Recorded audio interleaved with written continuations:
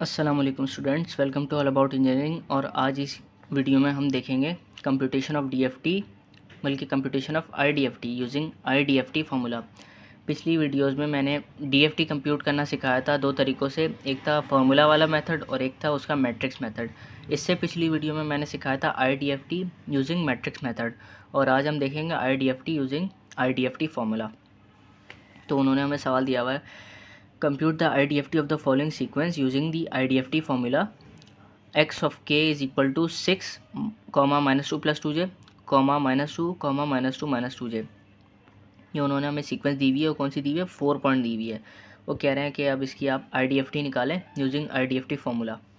तो IDFT निकालने से क्या मुराद है, वो कह रहे हैं कि आपको उन्होंने फ्रीक्वेंसी डोमेन में सीक्वेंस दी हुई है, उसका आपको टाइम डोमेन सीक्वेंस चाहिए। कैपिटल एक्स ऑफ के आपको गिवन है, एक्स ऑफ एन आपको चाहिए। तो n इज़ इक्वल टू 4 है, मतलब नंबर ऑफ़ एलिमेंट्स कितने हैं सीक्वेंस में, 4। तो आपने लिख दिया n इज़ इक्वल टू 4। अच्छा, यहाँ पे फॉर्मूला क्या होता है IDFT का? फॉर्मूला होता है IDFT का x of n is equal to 1 divided by n summation k is equal to 0 to n-1 capital X of k into W of n raise to the power of minus k n, where range of n is 0 to capital n-1। ये पूरा formula है इसका, ये आपको याद होना चाहिए। अगर आप कैपिटल एन की वैल्यू जो है वो 4 है, वो अगर आप इसमें रखें तो क्या हो जाएगी ये sequence, x of n is equal to, ये हो जाएगा 1/4, ये हो जाएगा के is equal to 0 to n-1, मतलब 4-1 3 एक्स ऑफ के इंटू डब्ल्यू सबस्क्रिप्ट एन। अब सबस्क्रिप्ट में एन की जगह 4 डाल दें तो डब्ल्यू 4 हो गया, और पावर में माइनस के एन हो गया। और एन की रेंज क्या है, 0-1 से 2 से लेकर कहाँ तक थी, n-1। एन की जगह 4 रखें तो 0 1 2 3, ये हो जाएगी आपके पास एन की रेंज। अब क्या हो गया, अब आपका जो सवाल बाकी रह गया वो रह गया है आपका के और एन की फॉर्म में। अब आपने क्या करना है, अब आपने एक एक करके इस ये जो इक्वेशन है इसके अंदर एक एक करके के की वैल्यू रखनी है। के की वैल्यू कैसे रखनी है, 1/4, ये हो गया 1/4 समेशन अब खुलेगा एक एक करके। तो एक्स ऑफ ज़ीरो, के की जगह 0 रखेंगे तो x of zero into W of के की जगह आपने 0 रखा तो ये ऊपर पूरा 0 हो जाएगा, पावर में 0 हो गया ना, डब्ल्यू 0 और 4 ये हो गया, प्लस ऐसे ही उतारा समेशन का। फिर आएगा के की जगह 1 रखें तो ये हो जाएगा एक्स ऑफ 1 और इंटू डब्ल्यू ऑफ के की जगह 1 रखेंगे तो ये हो जाएगा डब्ल्यू 4 और पावर में आएगा माइनस n, ये हो गया सही है। अब प्लस के की जगह 2 रखेंगे तो एक्स ऑफ 2 इंटू यहाँ पे फिर हो जाएगा W4 और पावर में हो जाएगा -2n, ये हो गया। फिर इसी तरीके से x3 into W of 4 power में -3n हो जाएगा, के की वैल्यू 3 रखने के बाद, सही है। अच्छा, अब क्या करना है आपने, अब इसको और रिजॉल्व करना है। एक्स ऑफ ज़ीरो क्या था, एक्स ऑफ ज़ीरो की जगह आपने उसकी वैल्यू रख देनी है।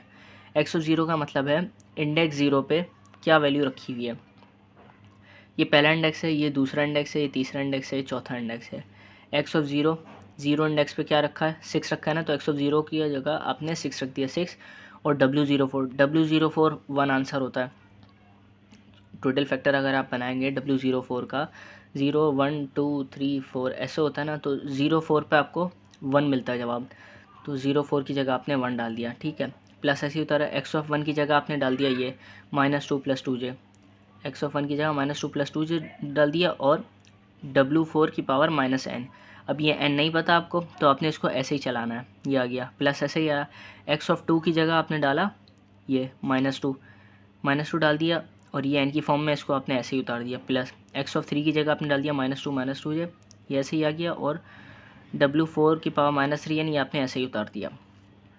अब इसको सिंप्लीफाई करते हैं, 6 × 6 प्लस -2 + 2j इंटू W4 की पावर -n, और ये आ जाएगा -2 W4 की पावर -2n, और फिर ये आ जाएगा प्लस -2 - 2j इंटू W4 की पावर -3n, ये आ गई। और 1/4 जो बाहर चल रहा था वो ऐसे ही चल रहा है।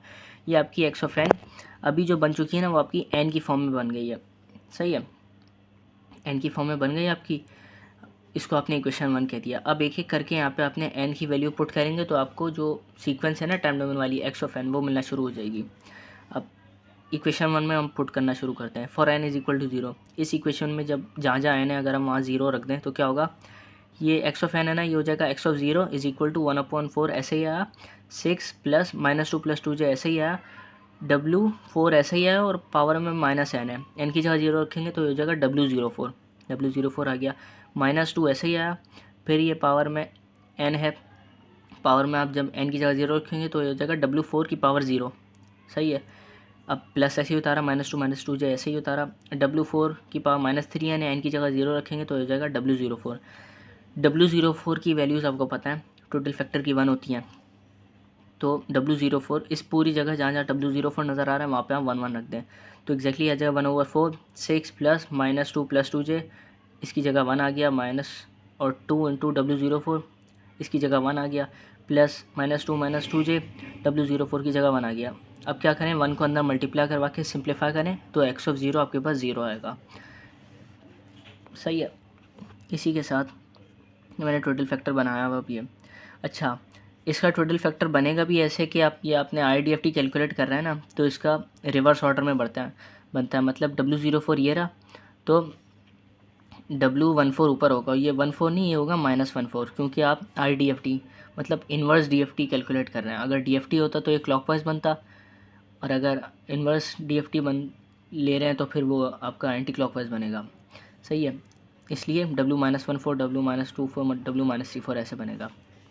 n की वैल्यू अगर आप 1 रखेंगे इक्वेशन 1 में ही, इस इक्वेशन में अगर आप n की वैल्यू 1 रखेंगे तो क्या होगा, वो कुछ ही बन जाएगी, 1/4 6 plus -2 + 2j, W of -n4 था, n की जगह रखेंगे तो ये हो जाएगा W-14 plus -2 into W4 -2 plus -2 - 2j W4 और -3, ये हो गया।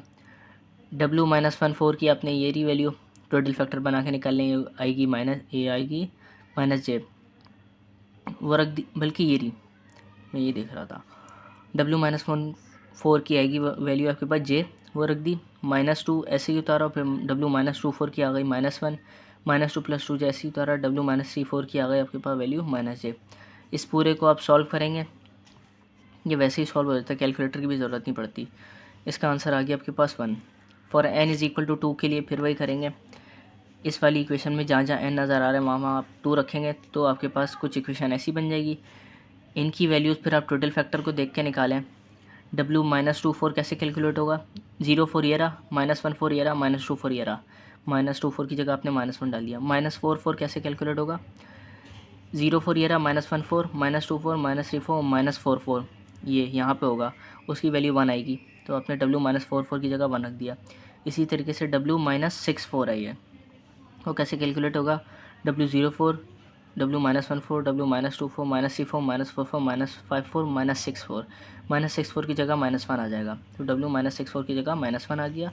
फिर इस पूरे को आप कैलकुलेट करें, आंसर आपके पास 2 आएगा। इसी तरीके से n = 3 रखेंगे इस इक्वेशन में तो क्या होगा, W-34 हो जाएगा, ये हो जाएगा W-64 और आगे हो जाएगा W-94। अब जैसे हमने यही तरीका फॉलो किया था रिपीटिंग वाला, वैसे ही आप इनकी वैल्यूज़ निकालेंगे। W-34 की जगह -j आएगा, W-64 की जगह -1 आएगा और W-94 की जगह j आएगा। इस पूरे को आप सॉल्व करें, आ गया आपके पास 3। अच्छा, x(3) पे आके रुक गए आप, वो क्यों रुके, n = 4 था ना, जब 4 पॉइंट की सीक्वेंस होगी तो उसकी ओरिजिनल सीक्वेंस भी 4 पॉइंट की ही होगी। सीक्वेंस की लेंथ कभी भी चेंज नहीं होती। अगर आप 4 पॉइंट की सीक्वेंस की DFT ले रहे हैं वो तब भी 4 पॉइंट रहेगी, और अगर उस सीक्वेंस की IDFT ले रहे हैं वो तब भी 4 पॉइंट ही रहेगी। तो आपने एक बार 0 के लिए कर लिया, 1 के लिए कर लिया, 2 के लिए कर लिया, 3 के लिए कर लिया, तो ये 4 बार हो गया आपका। अब आप समराइज़ कर दें, x(0), x(1), x(2), x(3) की जगह आप पूरी सीक्वेंस बना के लिख दें, x(n) = 0 1 2 3, ये आ गई आपके पास ओरिजिनल टाइम डोमेन सीक्वेंस, सही है। आज का ये टॉपिक था। अगर आपको आज की वीडियो अच्छी लगी हो तो लाइक करें, शेयर करें, चैनल को सब्सक्राइब करें और दोस्तों के साथ शेयर करें। जज़ाकल्लाह।